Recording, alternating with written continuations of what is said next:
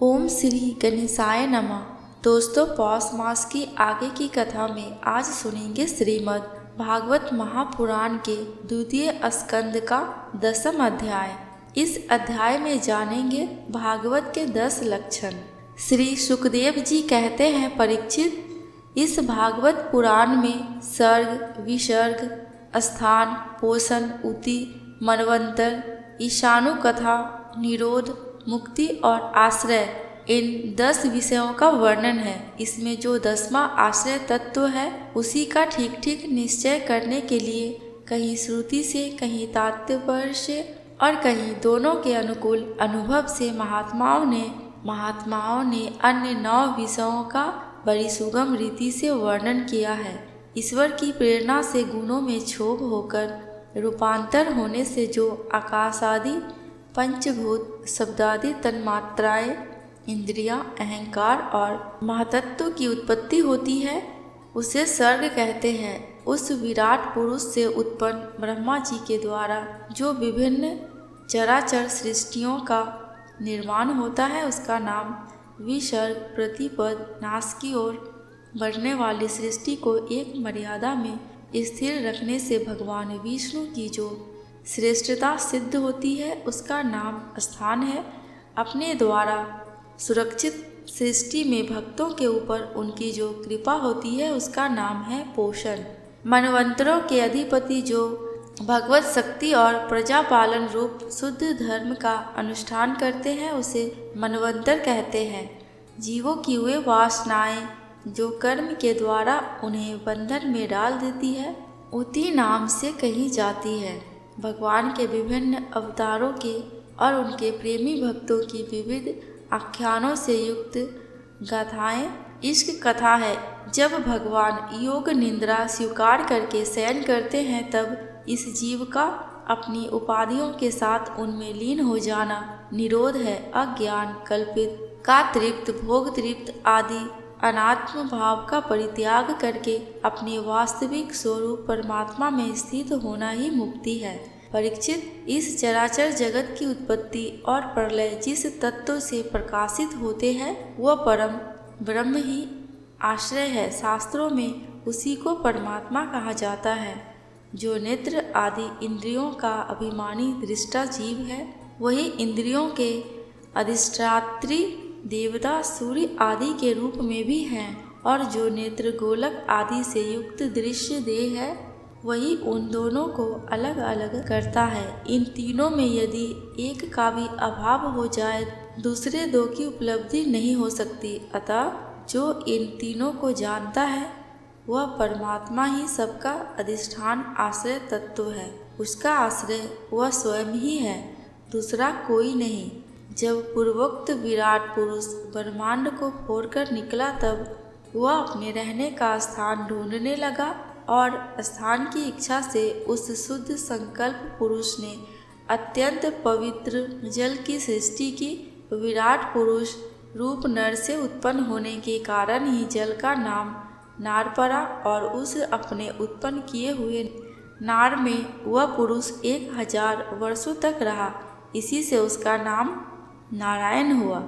उन नारायण भगवान की कृपा से ही द्रव्य, कर्म, काल, स्वभाव और जीव आदि की सत्ता है। उनके उपेक्षा कर देने पर और किसी का अस्तित्व नहीं रहता। उन अद्वितीय भगवान नारायण ने योग निद्रा से जगकर अनेक होने की इच्छा की। तब अपनी माया से उन्होंने अखिल ब्रह्मांड के बीज स्वरूप सुवर्ण में वीर्य को 3 भागों में विभक्त कर दिया, अधिदेव, अध्यात्म और अधिभूत। परीक्षित, विराट पुरुष का एक ही वीर्य 3 भागों में कैसे विभक्त हुआ, सुनो।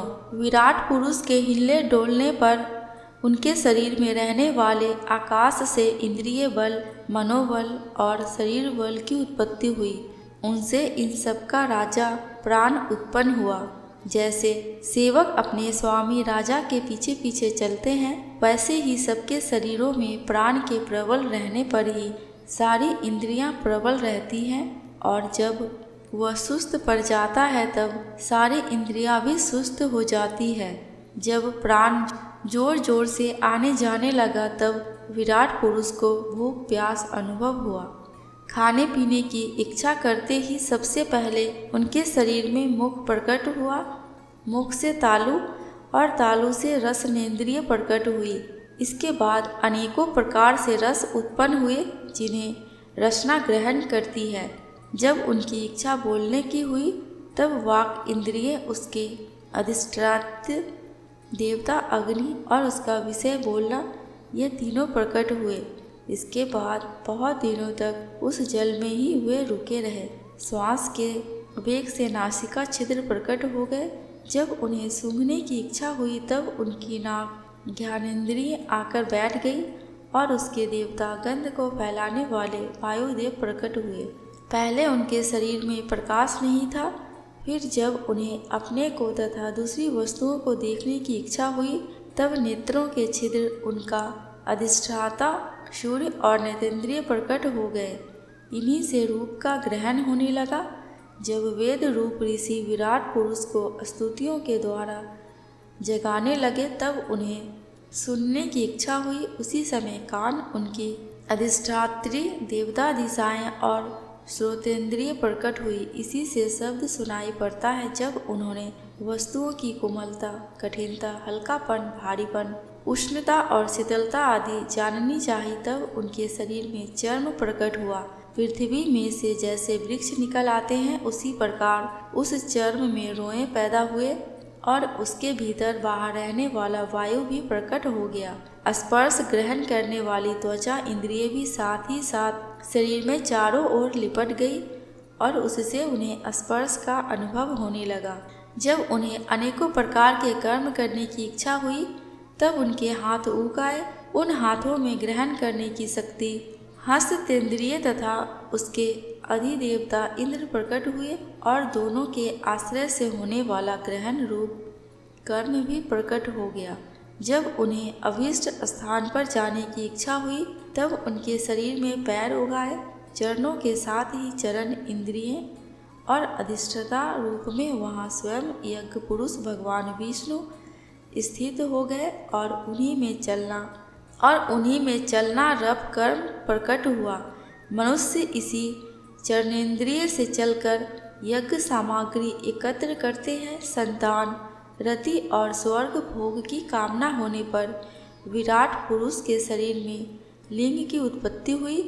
उसमें उपस्थेंद्रिय और प्रजापति देवता तथा इन दोनों के आश्रय रहे। काम सुख का आविर्भाव हुआ। जब उन्हें मल त्याग की इच्छा हुई तब गुदा द्वार प्रकट हुआ। तत्पश्चात उसमें वायु इंद्रिय और मित्र देवता उत्पन्न हुए। उन्हीं दोनों के द्वारा मल त्याग की क्रिया संपन्न होती है। अपान मार्ग द्वारा एक शरीर से दूसरे शरीर में जाने की इच्छा होने नाभि द्वार प्रकट हुआ।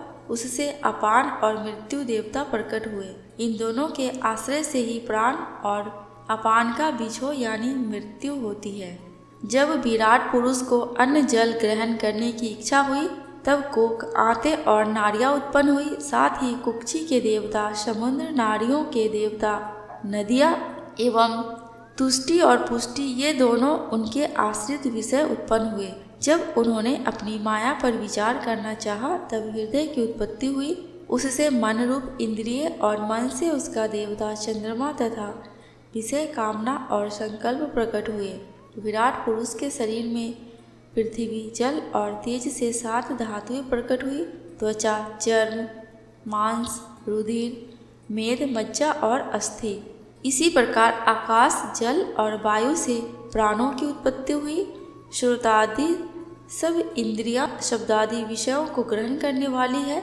वे विषय अहंकार से उत्पन्न हुए। मन सब विकारों का उत्पत्ति स्थान है और बुद्धि समस्त पदार्थों का बोध कराने वाली है। मैंने भगवान के स्थूल रूप का वर्णन तुम्हें सुनाया है। यह बाहर की ओर से पृथ्वी, जल, तेज, वायु, आकाश, अहंकार, महतत्व और प्रकृति, इन 8 आवरणों से घिरा हुआ है। इससे परे भगवान का अत्यंत सूक्ष्म रूप है। वह अव्यक्त, निर्विशेष, आदि, मध्य और अंत से रहित एवं नित्य है। वाणी और मन की वहाँ तक पहुँच नहीं।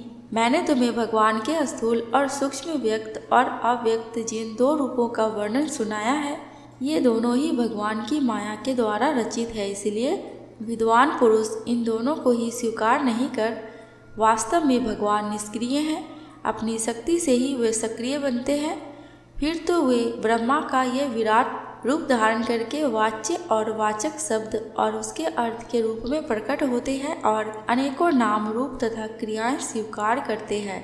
परीक्षित, प्रजापति, मनु, देवता, ऋषि, पितर, सिद्ध, चारण, गंधर्व, विद्याधर, असुर, यक्ष, किन्नर, अप्सराएं, नाग, सर्प, किमपुरुष, उरग, मातृकाएं, राक्षस, पिशाच, प्रेत, भूत, विनायक, कुष्मांड, उन्माद, वेताल, यातुधान, ग्रह, पक्षी, मृग, पशु, वृक्ष, पर्वत, सरीसृप इत्यादि जितने भी संसार में नाम रूप हैं सब भगवान के ही हैं। संसार में चर और अचर भेद से 2 प्रकार के तथा जरायुज, अंडज, स्वेदज और उद्दुज भेद से 4 प्रकार के जितने भी जलचर, थलचर तथा आकाशचारी प्राणी हैं सबके सब शुभ, अशुभ और मिश्रित कर्मों के तदनुरूप फल है। सत्व की प्रधानता से देवता, रजोगुण की प्रधानता से मनुष्य और तमोगुण की प्रधानता से नारकीय योनियां मिलती है। इन गुणों में भी जब एक गुण दूसरे 2 गुणों से अभिभूत हो जाता है तब प्रत्येक गति के 3-3 भेद और हो जाते हैं। वे भगवान जगत के धारण पोषण के लिए धर्ममय विष्णु रूप स्वीकार करके देवता, मनुष्य और पशु पक्षी आदि रूपों में अवतार लेते हैं तथा विश्व का पालन पोषण करते हैं। प्रलय का समय आने पर वही भगवान अपने बनाए हुए इस विश्व को कालाग्नि स्वरूप रुद्र का रूप ग्रहण करके अपने में वैसे ही लीन कर लेते हैं जैसे वायु मेघमाला को। परीक्षित, महात्माओं ने अचिंतनेश्वरी भगवान इसी प्रकार वर्णन किया है, परंतु तत्वज्ञानी पुरुषों को केवल इस सृष्टि पालन और प्रलय करने वाले रूप में ही उनका दर्शन नहीं करना चाहिए, क्योंकि वे तो इससे परे भी है। सृष्टि की रचना आदि कर्मों का निरूपण करके पूर्ण परमात्मा से कर्म या कर्तापन का संबंध नहीं जोड़ा गया। वह तो माया से आरोपित होने के कारण कर्तृत्व का निषेध करने के लिए ही है। यह मैंने ब्रह्मा जी के महाकल्प का अवान्तर कल्पों के साथ वर्णन किया है। सब कल्पों में सृष्टि क्रम एक सा ही है, अंतर है तो केवल इतना ही है कि महाकल्प के प्रारंभ में प्रकृति क्रमशः महतत्व आदि की उत्पत्ति होती है और कल्पों के प्रारंभ में प्राकृत सृष्टि तो ज्यों की त्यों रहती है। चराचर प्राणियों की वैकृत सृष्टि नवीन रूप से होती है। परीक्षित, काल का परिमाण कल्प और उसके अंतर्गत मनवंतरों का वर्णन आगे चलकर करेंगे। अब तुम पादकल्प का वर्णन सावधान होकर सुनो। सौनक जी ने पूछा, सूत जी, आपने हम लोगों से कहा था कि भगवान के परम भक्त विदुर जी ने अपने अति दुजत्योज कुटुंबियों को भी छोड़कर पृथ्वी के विभिन्न तीर्थों में विचरण किया। उस यात्रा में मैत्रेय ऋषि के साथ अध्यात्म के संबंध में उनकी बातचीत कहाँ हुई तथा मैत्रेय जी ने उनके प्रश्न करने पर किस तत्व का उपदेश दिया। आपका स्वभाव बड़ा सौम्य है, आप विदुर जी का वह चरित्र हमें सुनाइए। उन्होंने अपने भाई बंधुओं को क्यों छोड़ा और फिर उनके पास क्यों लौट आए। सूत जी ने कहा, सौनक आदि ऋषियों, राजा परीक्षित ने भी यही बात पूछी थी। उनके प्रश्नों के उत्तर में श्री सुखदेव जी महाराज ने जो कुछ कहा था वही अब आप लोगों से कहता हूँ, सावधान होकर सुनिए। दोस्तों, इस प्रकार श्रीमद् भागवत महापुराण के 2 स्कंद के 10 अध्याय समाप्त हुए। आगे के वीडियो में सुनेंगे श्रीमद् भागवत महापुराण के 3 स्कंद की कथा। दोस्तों, कमेंट बॉक्स में भगवान विष्णु एवं भगवान श्री कृष्ण की जयकारा लगाना बिल्कुल भी मत भूलना। आपको मेरे चैनल पे व्रत त्योहारों की जानकारियाँ एवं उनसे जुड़ी कथा कहानियाँ मिलती रहेंगी। अगर आपको ये वीडियो थोड़ी सी भी अच्छी लगी हो तो प्लीज़ मेरे चैनल को सब्सक्राइब करके मेरे वीडियो को लाइक एंड शेयर कर देना। अंत तक वीडियो में बने रहने के लिए आपका दिल से बहुत बहुत शुक्रिया।